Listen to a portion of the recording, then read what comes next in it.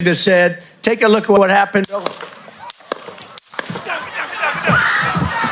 সাবেক মার্কিন প্রেসিডেন্ট ও রিপাবলিকান প্রার্থী ডোনাল্ড ট্রাম্পকে লক্ষ্য করে হামলা চালানো হয়েছে।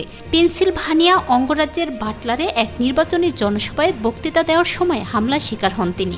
এতে ট্রাম্পের ডান কানের উপরের অংশে ফুটো হয়ে গেছে, তবে অল্পের জন্য প্রাণে বেঁচে গেছেন এই রিপাবলিকান প্রেসিডেন্ট প্রার্থী। খবর বিবিসির। সাবেক মার্কিন প্রেসিডেন্টের উপর এই হামলার ঘটনায় তোলপাড় শুরু হয়েছে পুরো যুক্তরাষ্ট্রে। সর্বোচ্চ নিরাপত্তার বলয় ভেঙে কিভাবে গুলি চালানো হলো সেই লোমহর্ষক বর্ণনা দিয়েছেন প্রত্যক্ষদর্শী। গ্রেগ নামে এক ব্যক্তি বিবিসিকে জানিয়েছেন, সমাবেশ স্থল থেকে মাত্র 200 থেকে 300 ফুট দূরত্বে একটি ভবনের ছাদে এক ব্যক্তি আমার নজরে আসে। তার কাছে একটা বন্দুক ছিল। আমি তখনও ভাবছিলাম ট্রাম্প কেন এখনও বক্তব্য দিচ্ছেন। বিষয়টি নিরাপত্তা বাহিনীকে সতর্ক করার আগেই অনেকটা সিনেমেটিক স্টাইলে ট্রাম্পকে লক্ষ্য করে গুলি ছুটতে থাকেন ওই হামলাকারী। আমি 5টি গুলির শব্দ পেয়েছি।